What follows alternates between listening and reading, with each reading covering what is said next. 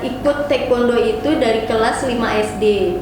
Terus dari kelas 5 SD itu udah sering, oh iya sebelumnya itu karena orang tuh dari keluarga sendiri kan semua bela diri taekwondo. Dari kelas 5 SD itu saya udah ikut sama ayah. Nah, kalau misalkan ada cowok nih yang deketin Kak Bilkis, terus takut duluan nih sama Kak Bilkis, terus Kak Bilkis gimana cara nanggepinnya? Oke nih Kak, kalau misalkan waktu SMA bisa diulang, hal apa yang Kakak ingat gitu dari kejadian buruk dulu deh? Banyak banget, salah satunya itu mau masuk ke Jurnas tapi nggak bisa karena dulu itu kan ditawarin buat sinetron Putri Duyung, lebih banyak peran fight-nya. Oh iya. Soalnya juga jarang perempuan yang bisa bela diri. Sutradaranya tuh bener-bener mau banget tapi nggak dibolehin sama ayah. Itu yang pertama. Terus yang kedua itu hijab Han, masuk ke 10 besar, masuk ke 10 besar tapi nggak masuk ke 5 besar karena banyak perempuan juga, banyak perempuan sabuk hitam. Makanya di situ bener-bener susah gitu saingannya. Saingannya juga semua dari tekniknya aja sama, terus dari pertarungannya aja sama, semua tekniknya sama. Jadi ya udah, kemungkinannya kecil kalau sampai aku sendiri lolos. Terus yang terakhir itu ke Jurnas. Nah itu ke Jurnas tuh aduh kesel banget. Ke Jurnas itu karena ke Jurnas atau ke Jurda gitu deh, lupa.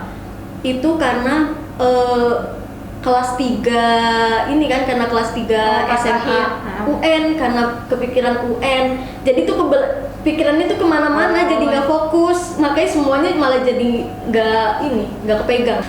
Terus kalau masa menariknya waktu SMA ada nggak Kak? Coba dong spill, ceritain ke teman-teman yang ada di YouTube. Cuman kalau SMA itu nggak pernah ngumpul sama temen karena lebih fokus ke taekwondo ini, karena mau cari medali sama sertifikat. Karena yang ada di pikiran aku itu gimana caranya setelah lulus SMA itu punya banyak temen, punya banyak prestasi. Jadi nongkrong, jadi nggak kepikiran buat main sama temen, buat nongkrong gitu. Paling nongkrongnya itu ya sekarang setelah lulus sekolah, jadi pas kuliah ini, karena mikirin prestasi terus, karena udah pernah dapat medali, udah sertifikat juga udah di tangan, terus juga banyak yang support, terutama orang tua. Itu bener-bener seneng banget dan mau lebih banyak lagi prestasi yang lain setelah lulus sekolah ini. Oh, berarti kalau boleh tahu medali Kak Bilkis sudah banyak dong. Kira-kira ada nggak tuh 10 medali yang Kakak punya sekarang? 10 ada, 10 lebih, tapi lupa ya untuk pastinya itu, nggak tahu ada berapa. Tapi kalau 10 ada. Ada sampai 10. Tepuk tangan dulu dong buat Kak Bilkis. Terima kasih. Berarti waktu Kakak mendapatkan medali itu kan banyak tuh ngikutin lomba. Nah, ada nggak salah satu lomba yang bikin Kakak terkesan banget gitu? Semuanya terkesan sih, karena perjuangannya itu bener-bener sampai kaki cedera, gigi patah juga iya. Jadi semuanya menurut aku tuh terkesan. Kakak nggak kapok tuh udah ngalamin luka kayak gitu? Apa nggak ada pikiran kayak udah nggak mau ikut taekwondo lagi gitu? Ada nggak pikiran kayak gitu? Enggak, kalau aku sendiri nggak ada, cuman lebih ke orang tua, lebih ke ayah, karena kan aku perempuan. Jadi mungkin takutnya ada cacat. Karena kan bela dirinya keras, ini taekwondo udah gitu lebih mainnya ke kaki, lebih keseimbangan. Jadi takutnya itu ya karena itu, takutnya cedera terus nggak balik ke kondisi semula, lebih takutnya kecacat aja sih. Tapi ada nggak sih Kak luka yang paling parah Kakak alamin pas waktu fighter pas di taekwondo?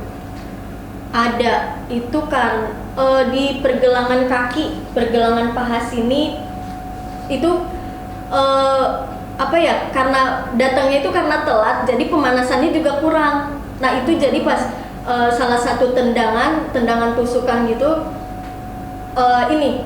Jadi apa sih mungkin karena kuda-kudanya juga belum siap, jadi tulangnya itu agak kegeser. Makanya itu sampai sekarang itu kalau nggak salah kurang lebih sebulan itu diurut-urut terus, dan alhamdulillah sekarang udah bisa jalan normal, cuman belum bisa tendangan tusukan itu lagi, belum bisa seperti semula. Berarti dengan hal kayak gitu nggak bikin Kakak takut ya, nggak kapok gitu buat terus lanjutin taekwondo? Enggak, percuma juga kapok orang nggak bisa, udah terlanjur.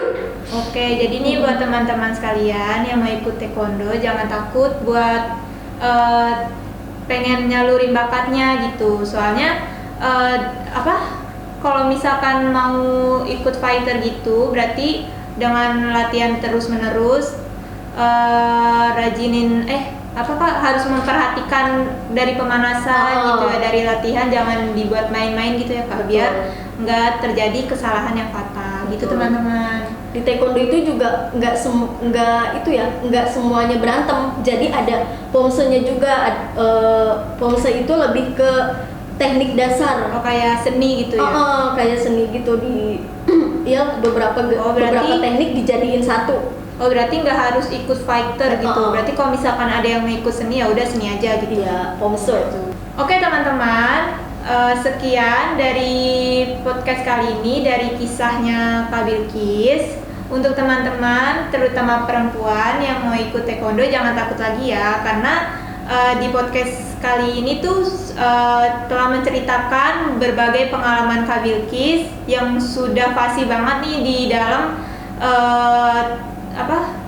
kegiatan taekwondo.